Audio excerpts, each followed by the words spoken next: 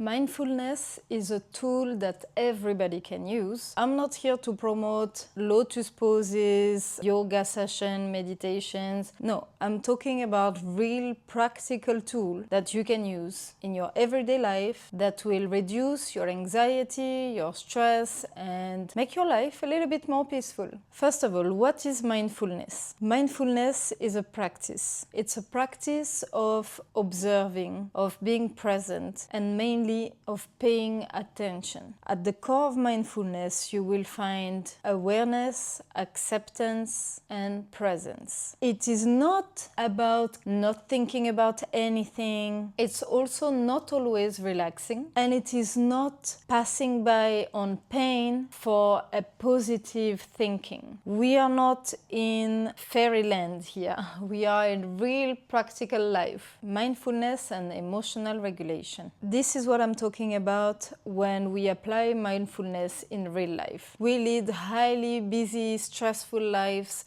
and there are millions of triggers out there that will increase your stress, increase your anxiety, and increase your spontaneous reactions. Being mindful of what's going on is not about erasing any of this. In fact, it will still continue to happen. However, your approach to it will change, because you will be aware before you react. Awareness is key in this scenario. It's the pause you will have between the actual situation and your response that will ease the process. Imagine a baby or a toddler. You remove a toy from him. He will start screaming his head off. Why? Because he's not able to rationalize. His prefrontal cortex is not yet mature. Therefore, you take his toy, it's the end of the world. What is happening is there is a signal in the brain that's in an alarm mode and you can't stop it. As we mature, we of course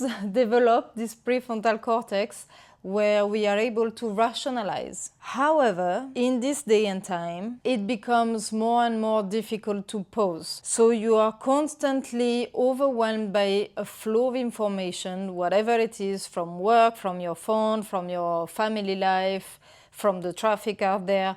Anything will be triggering you. And when your body is in triggered mode constantly, you're not able to take that pause to reflect, to think, okay, I'm in traffic, I'm not alone, there are millions of other people out there trying to go back home, and we are all stuck in traffic. This is rationalizing. This is actually a mental process and an intellectual ability to assess a situation. If you are constantly triggered, you're just triggered, and you're like the toddler, your alarm in your brain just goes off constantly, and you're not able to switch it off. So with mindfulness, taking that pause in between the trigger and the reaction will emphasize that reaction from your prefrontal cortex and will initiate that thinking process, that rationalization of the situation. What mindfulness actually looks like in real life? First, I want to remind you that mindfulness is a practice. It's not a quick fix.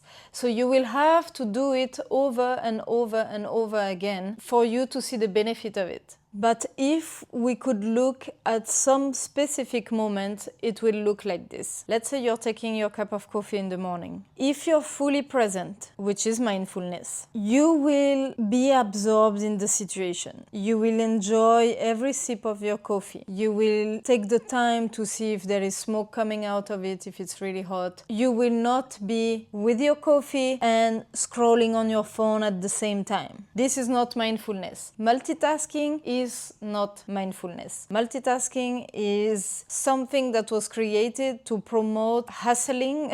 We can't be present if we are doing two things at the same time. So if you want to scroll on your phone in the morning, please do it, but not together with another activity. Prioritize single tasks activities. Also, if you're living in survival mode, you will find that everything has to go fast. Everything has to be fast. There is no time for anything. Stop.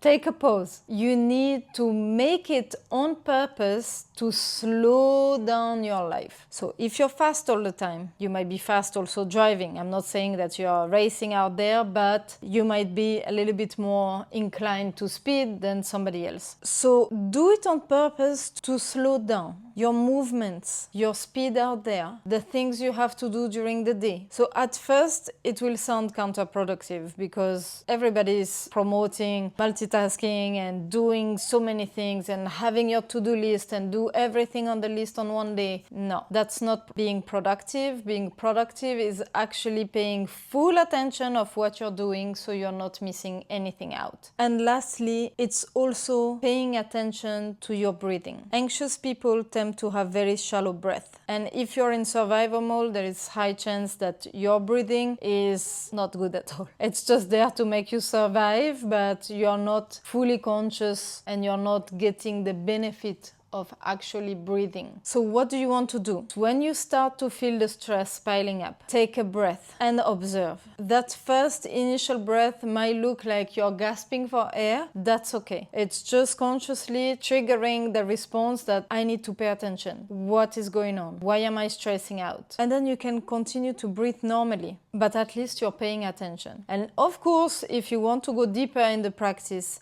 there is plenty of apps supporting you and your breathing that you can actually make it a practice every day. Mindfulness and spirituality. It's very interesting because a lot of people have this misconception that mindfulness is in fact spirituality, when it's two different things. One is a practice, the other is a perspective. In mindfulness, you practice being present in the moment. With spirituality, you believe that you are part of something bigger than you. And really, when the two practices come together, it can really shift your life. Because one, you are present in the moment. And second, you grow your awareness of the world around you. You become part of the world around you. You don't see it as separated from you. You just see it as part of you. You become the whole. Spirituality is humbling and a good reminder that we are not the center of the universe. We don't have all the answers. It's a reminder that we are both very tiny and infinite. It's a reminder that sometimes suffering is not always fixable, but ultimately it's a reminder that everything is temporary. The traffic will ease, the stress will pass, the weather will pass, your life will end. We are just part of this system that grows and that dies. With this perspective in mind, try to take on the next day with a fresher perspective. See how it shifts your perception of the world around you. See if you are able to be more mindful